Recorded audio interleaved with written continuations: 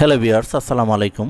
আজকের এই ভিডিওতে আমি তিনটা টিপস দেখাবো, যে টিপসগুলো আপনি যদি ব্যবহার করে এক্সেলে আপনি এই টিপসগুলি যদি আপনি ব্যবহার করেন তো আপনার এক্সেলের যত ধরনের কাজ আছে সব থেকে আপনি কিছু কিছু টিপস রয়েছে, এই টিপসগুলি ব্যবহার করলে আপনি শর্টকাটের মধ্যে আপনি দ্রুত গতিতে করতে পারেন। তো আজকে যে টিপসটা দেখাবো সেটা হচ্ছে, প্রথম টিপস হচ্ছে, এখানে দেখুন আমার এখানে একটা শীটের মাঝে এই যে প্রত্যেকটা নাম রয়েছে।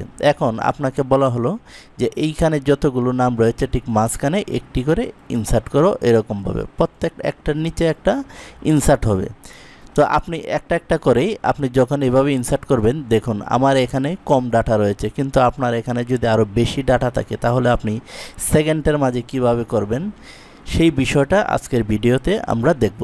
তো আমি যে বিষয়টা দেখাচ্ছি সেটা হচ্ছে যে আপনি অল্প সময়ের মাঝে কিভাবে আপনি এরকমভাবে ইনসার্ট করতে পারেন প্রত্যেকটার নিচে সঠিকভাবে। তো আমি এখানে যে পদ্ধতি অনুসরণ করব তার জন্য আমি এখানে 1 নিচে দেব 2 দেওয়ার পর আমি এই দুটো আমি সিলেক্ট করে এখানে ক্লিক করব।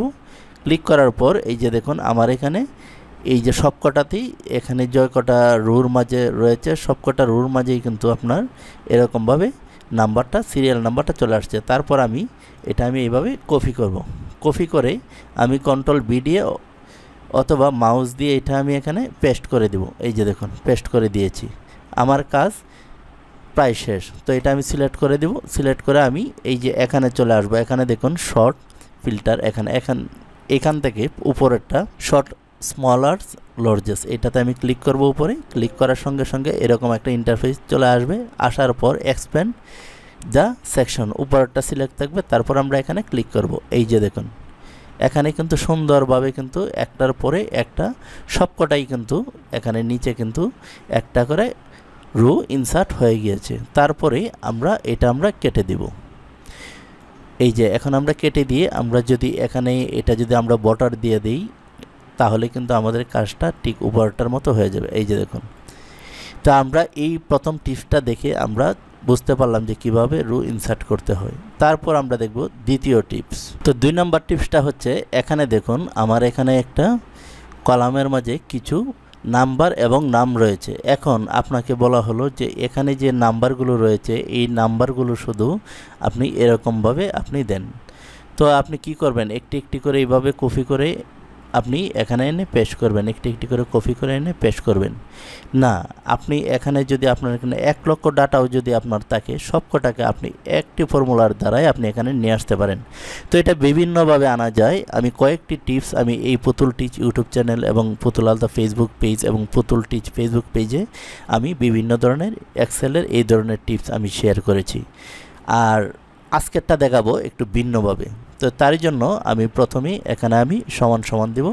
সমান সমান দেওয়ার পর এখানে আমি লিখব ইফ ইরর, লিখব, লিখে ফার্স্ট ব্র্যাকেট দেব।